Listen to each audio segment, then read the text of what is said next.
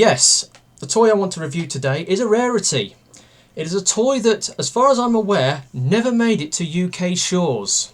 In fact, it's turning up rare in certain places in the world.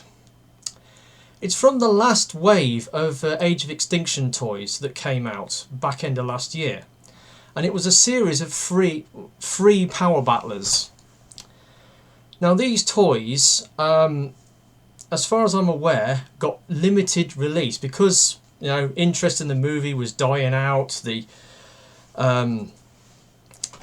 toy line was dying a death. New toy lines were coming in like RID and Combiner Wars. So it was the last gasp of the Age of Extinction toy line. And they released 3 Power Battlers. The first 2 was High Octane Bumblebee and a garbage truck called Junk Heap. The third one is a transformer of a vehicle from Age of Extinction movie, which I basically said to myself, I want one of those if they do a transformer of it, and they have. Unfortunately, it's a Power Battler and not a deluxe. But anyway, I've managed to get hold of one, and I paid through the nose for this toy because I got it from America and I paid over 30 quid for it. 30 quid for a Power Battler. Yes, and it is Age of Extinction Power Battlers Vehicon. Look at this.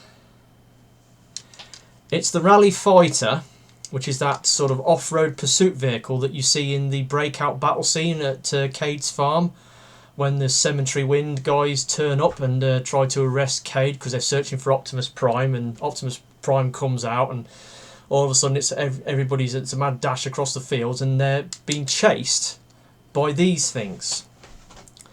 Now, I heard that they was doing a toy of this, and when I saw the pictures of this toy I said, I've got to get me one of those. But I waited and waited and waited and it never came out. It never came up for sale on, you know, Big Bad Toy Store, TF Source, Kapow Toys. None of the online sellers seemed to get this toy in stock and I couldn't figure it out. And just recently I thought, well, I did see a couple of reviews on YouTube where other people had reviewed this toy. And I'm thinking, well, it must have come out if people are reviewing it. And it was mainly people in the Far East. So I think this guy got a limited release in the Far East. I think some made it over to the US, but in very small quantities. So this is, in a sense, a very rare toy. But I just love the look of this thing. Yes, it's in vehicle mode. You've got all this robot kibble sort of sticking out the bottom because that's where his arms are.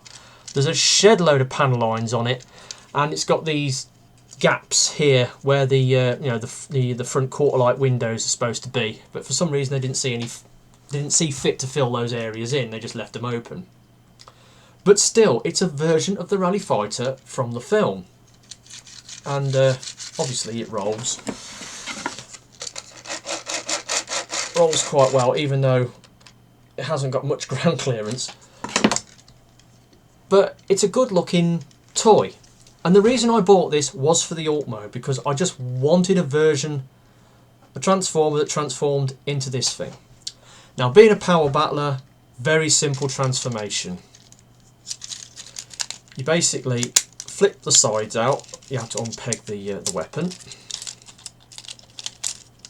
Flip the sides out.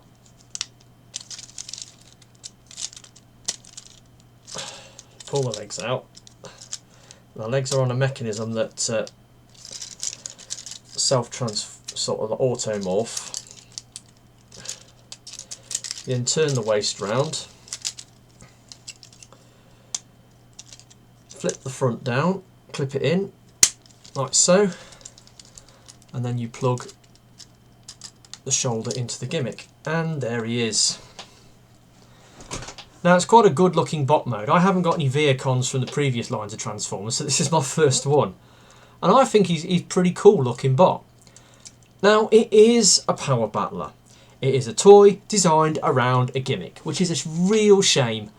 If they'd have done a deluxe toy of this, I definitely would have bought it. And let's face it, how many Decepticons did they do? You know, Generations Decepticons did they do in the Age of Extinction line? free. Lockdown, Galvatron and Stinger.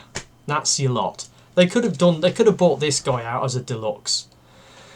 Anyway, articulation, head is fixed. The arm, this arm, folds at the forearm and it's got a joint where it can do that. And that's it. That's all you've got. The other arm is part of the gimmick. Now you've got this thing here and it's got a geared mechanism. So when you pull that down, his arm spins round. So it's like that. It's a bit feeble, to be honest.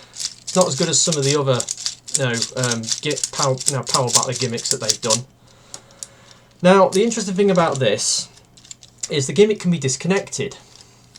And this flap, you can push it down, push the arm back in, and then his arm stays down. Like so. And because he's got a waist swivel, you can sort of get him into some interesting poses. And there we have it. Power Battlers Vehicon, a very rare toy, especially in Europe.